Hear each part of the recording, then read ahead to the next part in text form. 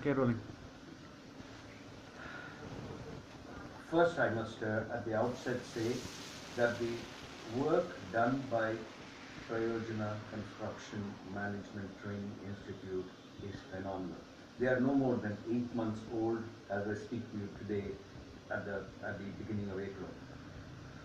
Well, I hear that they have already placed about 150 engineers in the best of the corporate sector, and I think that's a great start for what these wonderful young engineers have set out to do. They are not only young, they are hugely committed, and they have sought to see that this larger spectrum of visions for India on how we get not just skilled people but sustainably efficient professionals is addressed. I have known Ashok and his work not for his capacity and competence, which I don't doubt at all, but for more the kind of commitment and intensity of public purpose that he and his team of about 10 core people and 60 extended resource professionals bring. Well, what are today's challenges for young engineers is one of the questions that is obvious to anyone who is talking about either the building industry or the infrastructure sector in India. Fundamentally, we have today about 1 million engineers who graduate every year from about 3,500 colleges across India.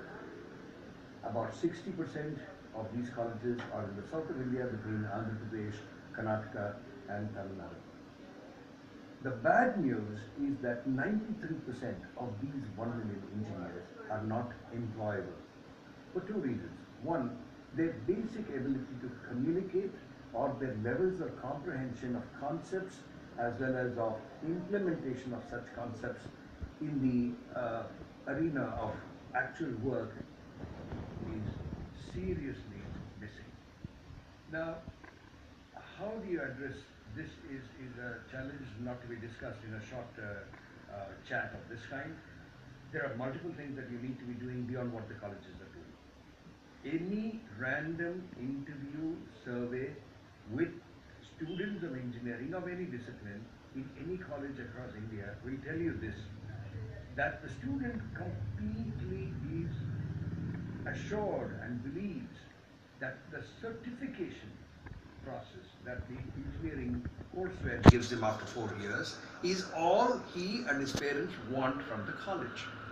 If you were to ask him as to what his personal intentions are within the domain of engineering that he has chosen to study, he will say that I would rather learn this from schools or from institutions such as Prayojana outside of my college premises. Now, why does a student say this? It is not either the fault of the EICTE or of the curriculum context that has been set in India and is revised occasionally and from time to time by the government. It is not also to do with the teachers or the faculty of these colleges. It is essentially to do with a certain history to the way that we have taught or have brought pedagogy and methodology to our education in the engineering segments. I will stop there. The challenge, therefore, today for young engineers is that they need to first think about what their employers will want from them.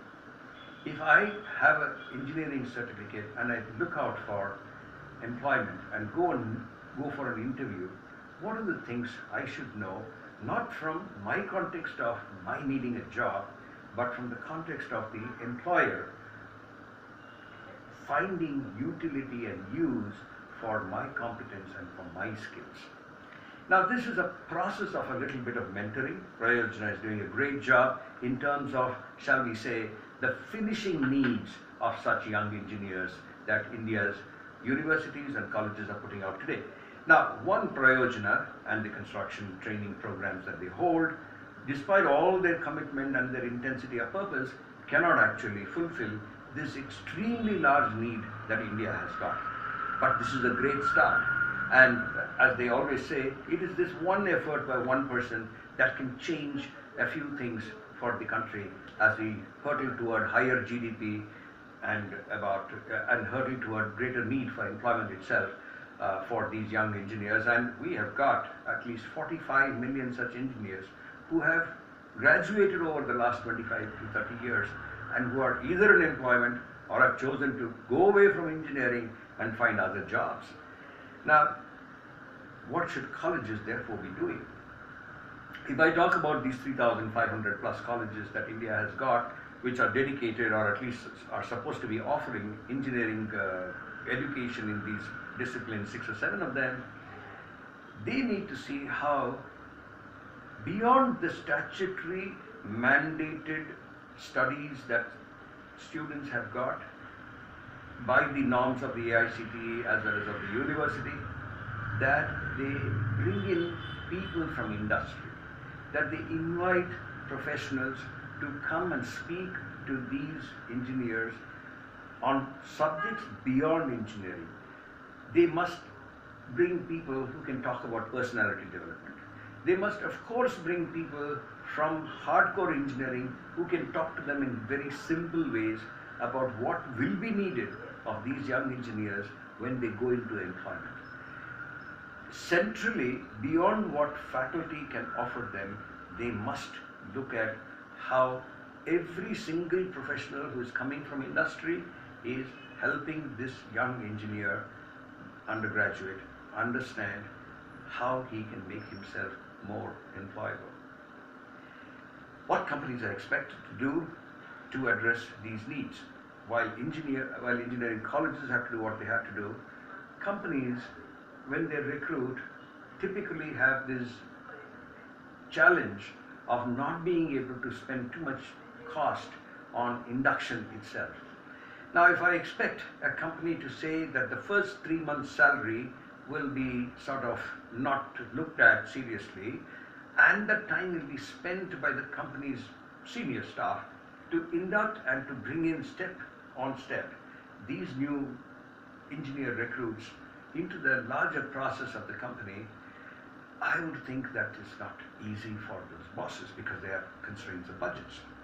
So what they can perhaps do is recommend to every recruit other outsourced programs where the student himself, beyond the working hours as a probationer or as a trainee or as a new recruit in the company, can take outside of the company in a way that those programs that are conducted or held by other institutions outside actually synchronize and synergize with the company's own needs, but not at the skill level of engineering itself, more at the levels of management and the understanding of these young engineers fit into the role that the company is setting for these new recruits.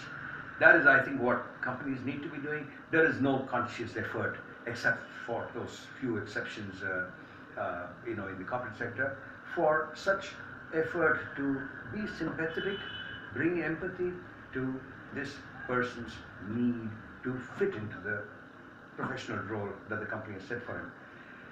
Importance of practical training cannot ever be undermined.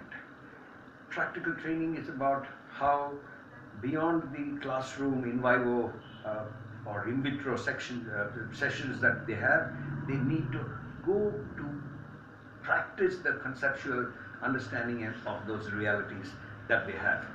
The last one is about how Prayojana can actually maybe improve upon what they're doing already.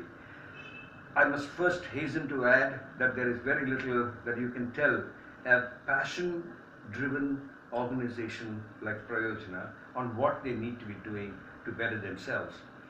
Having said that, I would think that their purpose has to possibly be improved upon with more synergy-based alliances that they set up with other institutions in the country, which means that they need to do some conscious, if not branding exercise, which is not the best of words for Prayojana, at least exercises to get to more institutions which see the need and want to do something about either helping Prayojana or being helped by Prayojana. Now, this could also mean, for example, professional placement organizations which see value in the sort of inputs that Prayojana is offering to these hundreds of engineers who come from upstate district colleges, now in Karnataka, later in other states. Today I hear that they're also doing in Tamil Nadu. They would want to see if they can push the scale to reach out to people in Maharashtra, young Indian graduates, engineering graduates from schools in such states. Now the question will be therefore for Prayojana to see what it will do to offer awareness of their existence to such other placement organizations and of course the corporate sector itself. I would wish them the very best is all I can say now. I'm extremely happy as I move into the evening of my life to see such young engineers not just making a living for themselves but also trying to see what they'll do to make the young Indian engineer a lot more useful to society and in building personally their careers. Thank you. Thank you, sir. Very nice.